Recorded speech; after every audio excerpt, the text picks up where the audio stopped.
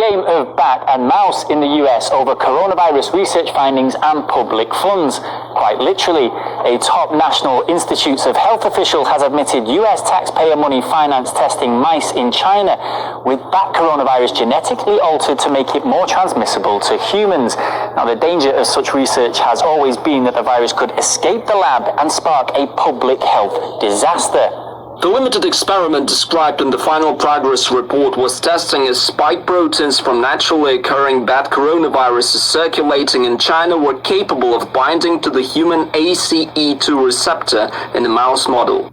Laboratory mice infected with the CHC014WIV1 bat coronavirus became sicker than those infected with WIV1 bat coronavirus. EcoHealth failed to report this finding right away, as was required by the terms of the grant. And yet for months, the Biden administration's big cheese on the disease, Dr. Anthony Fauci, denied any claims that the US funded such projects. It comes as vindication for Republican Senator Rand Paul, whose quest for transparency on the investigation was beginning to look like a rat race. No one's saying those viruses caused it. No one is alleging those viruses caused the pandemic. What we're alleging is that gain-of-function research was going on in that lab and NIH funded it. That is not... Get away from it. It meets your definition and you are obfuscating the truth. If anybody is lying here, Senator, it is you. Some experts say Fauci knowingly misled the country. The National Institutes of Health's acknowledgement of the facts is new, but the facts themselves are not new. The National Institutes of Health was informed about the gain-of-function research in Wuhan in 2018 and again in 2020. Collins and Fauci lied to Congress, lied to the press, and lied to the public. Now, although the bat is out of the bag, according to Tabak's letter, it seems that the US has tried to cover up anything indicating any links to such research in Wuhan.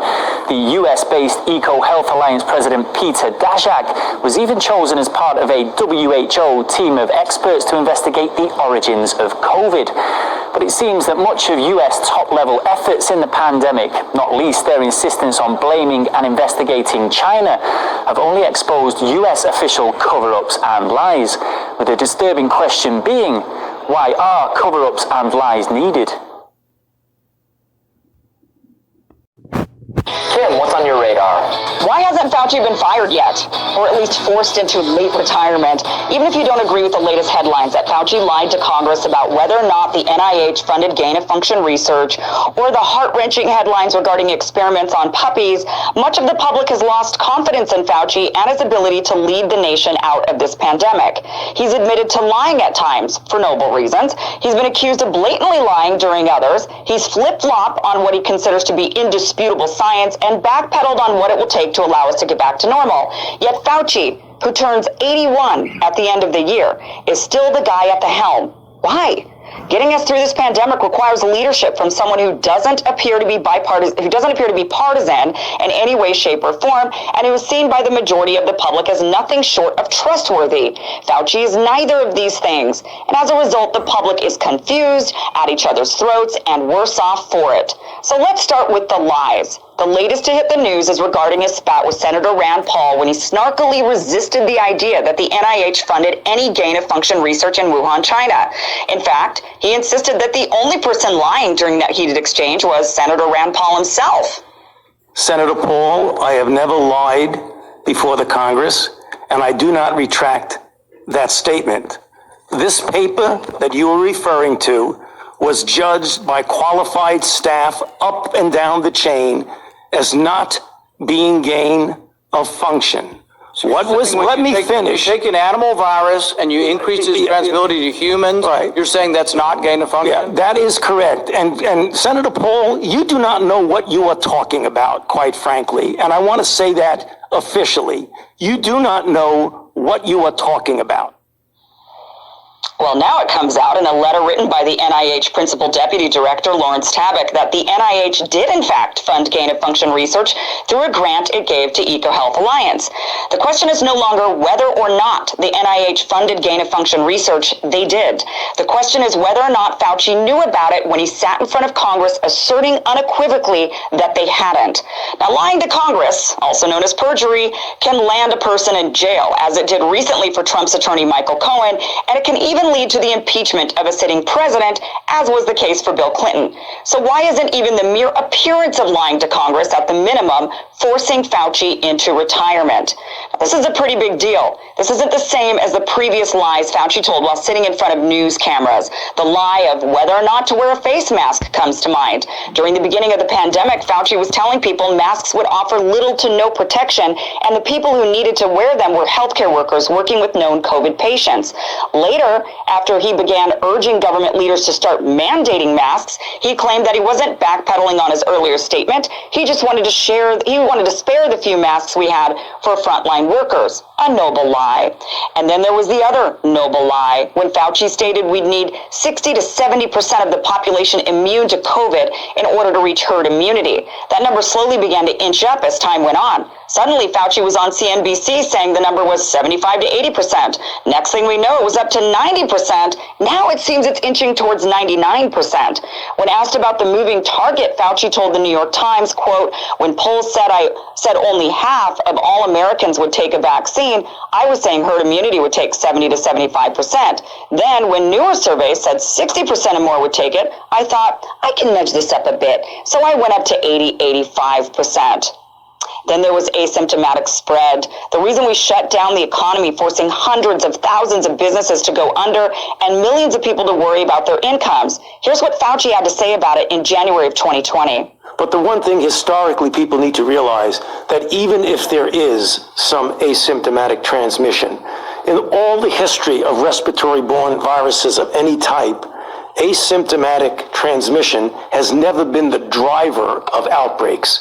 The driver of outbreaks is always a symptomatic person. Really? Then why throughout the past year and a half advocate for a complete shutdown of the economy, for healthy people to wear masks, families to cancel get-togethers, asymptomatic kids to stay home from school for months on end, for people to die alone, and for now vaccinated asymptomatic people to wear masks and possibly cancel this Christmas?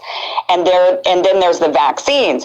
Fauci has flip-flopped or changed the goalposts a number of times regarding who needs a vaccine, how many people we need vaccinated, what you can or cannot do if vaccinated, whether or not you can or cannot spread the virus while vaccinated, whether or not you can or cannot get sick if vaccinated, how many shots of the vaccine we'll need. It's been a total mixed bag of messages and moving goalposts. So whether or not you think Fauci lied and is some sinister narcissistic character, or if you think Fauci is just trying the best he can during the most challenging time in his career, the reason he should be fired or retired is because of his inability to remain consistent, something he has even said is important when guiding people. The other thing I think that's a very important principle is to be consistent. You have to have a certain fundamental set of principles that guide how you advise somebody, and you can't change them. You've got to be consistent. And sometimes your consistency is going to have a negative impact on somebody, and sometimes it's going to have a positive. But if you're consistent, then in the long range, you're going to be very effective.